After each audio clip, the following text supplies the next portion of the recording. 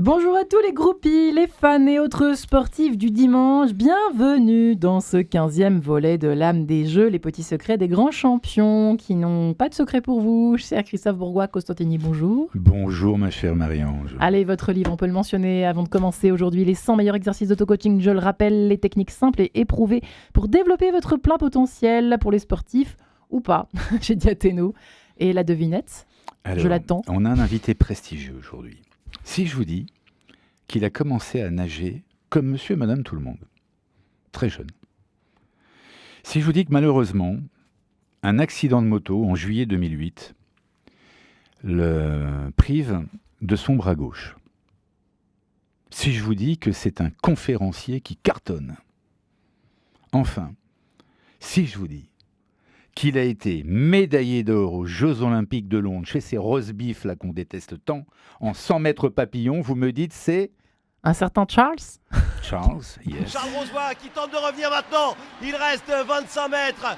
Une demi-longueur, moins d'une demi-longueur pour revenir. Et Charles Rosoy, le Dijonais, 25 ans, qui va aller chercher, qui va aller s'offrir son premier titre paralympique. Charles Rosoy, Mr Butterfly. Et sous vos yeux, Charles Rosoy qui s'impose dans un chrono qui importe peu à l'arrivée. 1:24, mais surtout le titre de champion paralympique pour Charles Rosoy, roi du monde ce soir. Le premier titre également pour la France. Il a nagé tout près de son record de France, mais l'important n'était pas là. Il fallait s'imposer ce soir. Et le Dijonais l'a fait devant le vice-champion paralympique Wei, qui une nouvelle fois prend la deuxième place. Troisième place pour Sang et Wang. Les Chinois étaient là, mais l'empereur du milieu à la ligne d'eau numéro 4 s'appelle Charles Rosoy. Exploit colossal pour le nageur français. Bienvenue Charles Rosoy, bonjour Charles Rosoy, Prince Charles. Bonjour, bienvenue. Pardon, merci beaucoup. J'ai anglicisé votre prénom tout à l'heure exprès. C'est pas grave, c'est très bien. Christophe, horrifié, c'est Charles Rosoy, enfin Marie-Ange. Bienvenue à vous. On est ravis de vous recevoir pour cet épisode consacré à la performance paralympique. Alors la question du jour, je ne l'ai pas précisé, c'est comment compenser son handicap par la stratégie. Est-ce que d'abord, la stratégie compense, Charles Rosoy, précisément ? La stratégie compense effectivement, oui, elle compense. Après, c'est surtout les équipes autour. Je pense que j'ai eu la chance, moi, d'avoir des super équipes qui m'ont aidé dans cette stratégie pour compenser le handicap. Et puis d'avoir aussi une grande expérience qui m'a permis de m'adapter très rapidement à mon handicap. Christophe, effectivement, vous êtes très sensible justement à la comment peut-on dire, au tremplin, quoi, la façon de faire de nos faiblesses des forces. On en a parlé depuis le début de ces émissions consacrées aux JO, parce que c'est vrai qu'on parle beaucoup de victoires quand on parle des Jeux Olympiques, des championnats, des sportifs qui nous font rêver, mais derrière, il y a des failles qui se cachent, il y a des fragilités, et puis il y a des formes de handicap, il y a des formes des choses à combattre au fond. Mais est-ce que c'est comme ça qu'on doit le prendre au fond, la combativité ? Écoutez, moi ce qui m'a beaucoup touché lorsque j'ai rencontré Charles, c'est que je sortais pratiquement d'un coaching avec l'un de nos compatriotes qui est également un très très grand champion paralympique qui s'appelle Stéphane Houdet, qui a gagné plusieurs fois des grands chelems, etc. et que j'ai eu l'honneur de coacher. Je dis bien l'honneur parce que si vous voulez, avec ces gens qui entre guillemets ne semblent pas être comme tout le monde, l'âme c'est quand même toujours la même, mais ce qui m'a frappé avec Stéphane et aussi avec Charles, parce que d'ailleurs tout de suite je lui ai fait une petite remarque sur son bras, je ne sais pas s'il en parlera, il s'en souviendra, mais en tout cas avec Stéphane, c'est qu'à un moment donné, lorsqu'on parlait coaching, lorsqu'on évoquait sa vie, je sentais qu'il perdait l'équilibre très rapidement. Et en fait, Stéphane, lui, il avait perdu une jambe dans un accident de moto. Et en fait, je ne comprenais pas très bien dans le coaching ce qui se passait, pourquoi je n'arrivais pas à l'aider. Et vous savez ce qui m'est arrivé 3 mois après, ma chère Marie-Ange et mon cher Charles, c'est que j'étais dans ma baignoire, dans ma salle de bain, je me suis cassé la gueule en glissant et je me suis donc coupé la malléole. Enfin, je me suis cassé la malléole. Et donc, j'ai été pendant de longs mois sur une seule jambe. Et c'est là que j'ai pu comprendre la problématique, entre autres, de Stéphane Houdet, à savoir que sur une jambe, c'est très très facile de perdre l'équilibre. Alors, Charles, est-ce que ça, c'est quelque chose que vous avez pu analyser avec un coach ou un psy de votre côté ? Qu'est-ce que ça vous a donné comme force, en fait ? Parce que chez Stéphane, ça lui a donné des forces de comprendre ça. Comment vous le vivez et vous l'avez vécu ? Alors déjà, moi, je voudrais remettre en perspective avec ce qui se passe en ce moment. On Ouais. voit au cinéma, il y a un petit truc en plus qui est sorti. Et je pense que le handicap, et je voudrais remercier Artus parce que c'est un petit truc en plus. C'est pas un petit truc en moins, souvent, Oui, on le voit Ouais, comme c'est ça, vrai. exact. c'est le petit truc en plus. Et moi, je sais que ça m'a beaucoup apporté psychologiquement, et je voudrais remercier tous les coachs qui m'ont accompagné et tous les coachs qui s'investissent au quotidien, comme Christophe, parce que c'est ça aujourd'hui. Ça, on en a besoin parce que c'est ça qui nous permet aussi d'avoir le petit truc en plus, parce que finalement, on a tous nos propres handicaps qui nous mettent dans une situation de handicap. Ça peut être le stress face à Ouais. une situation de se retrouver devant des gens et de devoir parler. Ça peut être chacun à son petite chose. Et on soigne beaucoup les maux du corps, mais peu les maux de l'esprit et de la tête. Hmm. Et aujourd'hui, ça, c'est quelque chose à prendre en compte. Et ben moi, le handicap m'a aidé, le handicap physique en tout cas, Ouais. m'a fait progresser à grands pas dans la tête. Et après, les petits trucs en plus que j'ai eu avec ces coachs qui m'ont accompagné et qui m'ont poussé vers l'excellence, ont fait que ben voilà, ça a créé une stratégie pour pouvoir m'adapter et vraiment avoir confiance en tout ce travail que j'avais fait et dans la personne en qui j'étais, et pas essayer d'être une autre personne. C'est que souvent on voit des sportifs qui essayent d'être le grand champion qu'ils ont vu à la télé, ils essayent Ouais. d'être comme lui plutôt que d'être comme eux. Et ça, on en a beaucoup parlé avec Christophe. L'idée, c'est de trouver ses propres stratégies. On peut s'appuyer sur ce qui a déjà marché, Hmm. mais souvent, avoir une personne en face, c'est adapter à soi-même ce qu'on a réellement besoin. Un petit truc en plus, ce serait quoi pour gagner pour vous? Est-ce qu'il faut avoir, quand on a justement la brutalité dans sa vie, qu'elle a cette rupture finalement d'un accident, la violence d'un accident, voilà, ou une maladie aussi qui peut survenir, et boum, un handicap qui n'était pas prévu, quelque chose qui n'était pas prévu, et qui nuit à première vue à une victoire potentielle. Est-ce qu'il y a un peu de rage en soi qu'il faut pour arriver à gagner Est-ce qu'on peut parler de ça? Est-ce qu'on parlait de violence? On a consacré récemment une émission à qu'est-ce qu'on fait de la violence pour gagner. Qu'en pensez-vous, Charles Rosoy? La violence, on pourrait en parler. Moi, pour moi, ça a été la résilience, ça a été un apprentissage. Et je le vois au quotidien quand je croise des personnes à qui il est arrivé des choses très difficiles ou dans Ouais. leur entourage très proche. Ce qui leur sort une fois qu'ils ont passé cette étape, c'est toute la force, la puissance qu'ils ont pu obtenir de l'apprentissage. Et on est dans une société française où on a encore du mal à comprendre que l'erreur nous permet d'apprendre. Et là, c'est un petit peu ça. C'est pas une erreur, mais c'est une erreur de parcours. C'est quelque chose Ouais. qui nous est mis comme un bâton dans les roues Mhm. et qui nous apprend finalement beaucoup. Si, encore une fois, on fait le chemin et le parcours, et notamment en étant accompagné pour comprendre ce que ça nous a apporté. Parce qu'on peut aussi juste le voir comme ça, comme quelque chose qui nous a heurté et qui a été super dur à vivre, et ne pas apprendre derrière. Et transformer cet apprentissage, eh ben, c'est quelque chose qui se fait aussi avec un accompagnement. Et donc, voilà, c'est comme ça. Et certaines personnes vont avoir plus de capacité à comprendre l'information derrière. Mais aujourd'hui, oui, c'est la résilience plus que la rage. Moi, je dirais, c'est quelque chose qui m'a animé. Le Ouais. fait de me sentir vivant, de me sentir voilà, dans un mouvement, clairement, et de me dire, voilà, maintenant que tu as traversé la mort ou vu la mort, Ouais. clairement, maintenant, tu n'as plus qu'à vivre. J'allais vous demander avant que Christophe n'intervienne, pardon Christophe, j'ai tellement de questions pour vous, Mais Charles vas-y. Rosoy. Vous êtes parti d'où après cet accident et vous êtes arrivé où maintenant? Qu'est-ce qu'on peut dire? Moi, je suis parti d'où? En fait, je pense que j'ai eu longtemps, comme beaucoup de gens, peur d'être moi-même, pleinement moi-même. Et que cet accident m'a montré que, en fait, là où j'étais le meilleur, c'est quand j'étais moi-même et que je cherchais pas à être un autre. Et que les gens qui veulent me prendre, j'en trouverai toujours comme je suis. Et aujourd'hui, j'accepte pleinement qui je suis. Et j'essaye vraiment de travailler sur le fait de ne pas essayer d'être quelqu'un d'autre pour plaire aux gens, mais d'essayer d'être voilà, d'être soi-même et de dire ben, prenez pour ceux à qui ça peut servir, et puis ne prenez pas. Et donc, je pense que j'ai vraiment trouvé, en tout cas pour moi-même, un équilibre et une paix. Et puis, en fait, je me suis rendu compte que grâce à ça, j'arrivais à être la meilleure version de moi-même et donc forcément à aider beaucoup plus de gens. Parce que quand on est en paix avec soi-même, on est en capacité de pouvoir aider, on est en capacité de pouvoir tendre la main, chose qu'on n'est pas capable quand on a soi-même des démons et qu'on essaye d'aider alors qu'on a trop de démons Ouais. internes. Vous vous dépassez plutôt pour vous ou pour quelqu'un d'autre, pour une cause, pourquoi vous vous dépassez aujourd'hui, Charles Rosoy? Moi, je veux passer pour quelqu'un... Vous vous dépassez. Dépasser, je me dépassais. Moi, je me dépasse déjà pour être la meilleure version de moi-même. Ouais. Et puis après, si ça peut servir à des gens autour de moi, ça fait des années que je me bats pour pour l'acceptation de la différence. Voilà, Ouais. moi j'aime l'appeler comme ça et pas choisir des mots comme diversité, etc. Je pense que le handicap n'est qu'une différence parmi tant d'autres, mais finalement on est naître et on est EST tous différents et c'est ça qui fait la beauté de ce monde. C'est ça qui fait qu'il y a plein de gens qui ont aussi du travail comme Christophe pour nous accepter et puis les uns les autres.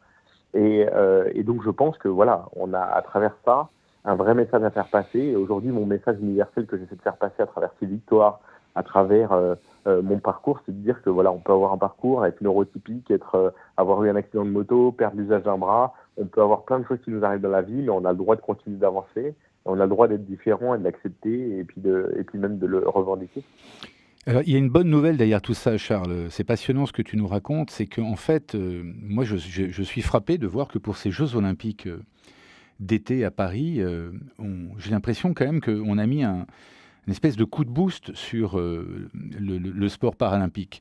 Si j'en ai pour preuve ce fameux projet qui s'appelle Paraperf, qui a été monté spécialement à l'INSEP avec tout un tas de chercheurs, d'étudiants, de centrales, de polytechniques, etc., pour essayer d'améliorer la performance. Est-ce que c'est un vrai pas pour reconnaître le paralympisme ? Bien sûr, on progresse. Je dirais pas qu'on ne progresse pas. Bien sûr, on est dans une société qui veut toujours aller très vite et qui a besoin d'être dans l'immédiateté. Les choses prennent du temps. Quand on voit l'évolution des Jeux Olympiques, qui à l'époque n'était pas si connu que ça au tout début des Jeux Olympiques, et l'évolution que ça a mis pour être ce que c'est, quand on voit l'évolution des sports et le changement des mœurs que ça demande et le temps que ça prend, aujourd'hui, il y a déjà quelque chose à accepter dans cette société, c'est que le sport c'est bien, il faut revenir à des bases gréco-romaines, que le sport avec le cerveau ça va bien et c'est pas parce qu'on a la société des lumières qu'il faut pas qu'on fasse de sport, mais enfin il y a tout un tas d'autres choses aussi à mettre en perspective et qui font qu'on a des blocages. Maintenant on met beaucoup en avant le paralympisme, pas encore assez pour pouvoir le développer.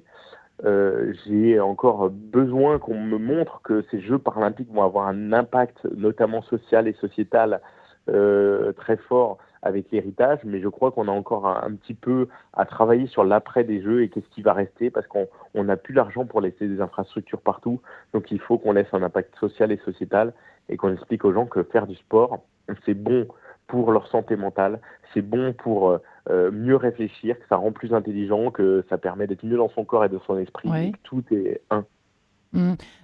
Pour compenser, alors c'est vrai que le titre de l'émission du jour, pardonnez-moi d'y revenir un tout petit peu, parce que c'est quand même intéressant de savoir dans les coulisses un peu comment ça se passe à l'entraînement et puis en compétition, Charles Rozoy. Il y a évidemment, qu'est-ce qu'il y a le supplément stratégique, ce serait lequel, par exemple dans votre cas? Qu'est-ce que vous travaillez le plus par rapport à avant, par exemple, votre accident? Comment est-ce que vous travaillez maintenant, en fait? Eh ben là c'est le supplément, le petit supplément, ça a été vraiment la préparation mentale et beaucoup d'hypnose, beaucoup de recentration sur moi justement pour ne pas me disperser et pas vouloir être quelqu'un d'autre vraiment. Et ça, je pense, ça a porté ses fruits aussi bien dans ma vie professionnelle aujourd'hui que dans ma vie sportive. Ou comme avant, peut-être. Oui, voilà. Mais et donc je donne souvent ce petit tips que j'ai eu, ce petit conseil. C'était qui m'était venu et que j'ai gardé, et on en a beaucoup parlé avec Christophe, c'était une phrase qui m'a animé durant toute ma carrière qui était très stratégique, c'était « fais confiance en ton inconscient ». Tu as fait tout ce qu'il fallait et fais confiance maintenant à ton inconscient, à tout ce que tu as en toi emmagasiné et que tu n'es pas, que tu n'es même pas conscient de tout le travail que tu as fait. J'ai compris, faire confiance à ton intention, c'est drôle, hein, j'ai compris ça. Ton inconscient, ouais. À ton inconscient, c'est-à-dire qu'on a tellement... En fait, tout doit être tellement prêt, comme un acteur, un comédien qui monte sur les planches, parce que le cinéma, c'est encore autre chose, mais là, le texte tout est automatisé, et là, il faut jouer, quoi. Mais là, c'est pareil, j'ai l'impression que c'est un peu ça, hein, finalement, que nous raconte Charles Rozoy, Christophe. Bien sûr. C'est un peu l'impression qu'on va tout oublier, parce qu'on est dans un moment qui peut être avec une augmentation de stress, et pourtant tout est là, donc on n'a plus qu'à le vivre. Alors Charles, moi j'avais aussi une remarque à vous faire par rapport à votre discipline et plus globalement par rapport aux disciplines du paralympisme. C'est-à-dire qu'en fait, grosso modo, quand les règles sont connues du grand public, le sport il marche normalement parce qu'on comprend, c'est facile, il y a des hors-jeux, des machins. Dans le paralympisme, c'est un peu plus compliqué, je pense, parce que effectivement les handicaps sont différents, les normes. Donc par exemple, dans la natation, apprenez-nous, comment ça se passe? À quel niveau cette discipline vous considère-t-elle comme un athlète en handisport? Comment est-ce qu'on classe les catégories? Parce que je pense que plus on expliquera, on n'aura malheureusement pas le temps en une émission, mais déjà concentrons-nous sur la natation, plus les gens pourront apprécier. Sommes-nous d'accord? Ah oui, bien sûr. Mais je vais vous dire, en fait, c'est très simple. Souvent, on cherche à compliquer des choses qui peuvent être très simples. En boxe, vous avez des catégories de poids pour qu'un poids lourd ne soit pas face à un poids léger, sinon il n'y a plus de match. Et ben là, c'est la même chose. On a fait des catégories qui permettent de rendre le sport équitable. Équitable ne veut pas dire égal, c'est-à-dire qu'il y a un haut de la catégorie et un bas de la catégorie. Dans chaque catégorie, les personnes ont la même gêne. D'accord. Ils sont gênés au même pourcentage. D'accord. Voilà. Donc, il ne faut pas chercher à parler d'un handicap en particulier ou parce qu'il y a plusieurs handicaps dans les mêmes catégories, mais par contre, ils ont tous la même gêne. Voilà, la même gêne par rapport au sport. Ouais, très bonne question, Christophe, en effet. Ça se joue ainsi que selon les catégories de gènes. Il n'y a pas autre chose. Il n'y a que ça. C'est ça le dénominateur commun. En fait, après, il y a des catégories de handicap physique, catégories de handicap mental et psychique, des catégories de handicap sensoriel. Mais si on commence à rentrer là-dedans, il faut se dire que quand on voit une course au jeu, le premier qui gagne, il a la même gêne que le dernier. Ça semble peut-être pas. Non, c'est magnifique, c'est magnifique comme phrase. Il n'a pas le même handicap. Oh oui, mais il n'a pas le même handicap, mais il y a des médecins et des spécialistes qui ont défini que c'était la même gêne sur cette course-là et cet événement-là.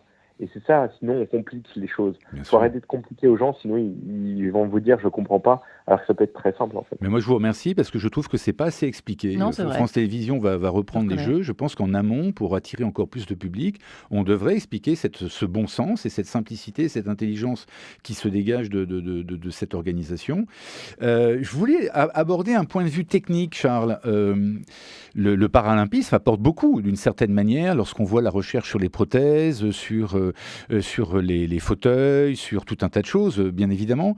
Est-ce que dans votre discipline, il y avait de l'innovation? Nous, c'est une discipline où on a un slip de bain et des paires de lunettes. La matière du slip de bain, peut-être. Une liane et John qui attend. Non, mais les matières étaient très travaillées sur le sport très professionnel et c'était plus sur des nageurs comme Alain Bernard qu'on travaillait les matières et nous, on avait la chance de pouvoir utiliser les mêmes outils qu'eux. Mais non, on a peu d'innovation. On a un sport assez brut qui se veut justement un peu... on revient aux sources, on a un maillot de bain, un corps et le but c'est de se déplacer. Et c'est ça qui est beau, c'est qu'on voit les handicaps les plus lourds. On ne verra pas un tétraplégique faire beaucoup d'activités, mais il peut en natation s'exprimer parce que grâce à la poussée d'Archimède, il est porté et donc on voit des handicaps très lourds pouvoir nager et ça c'est exceptionnel. Vraiment, on voit des très belles choses. Ouais.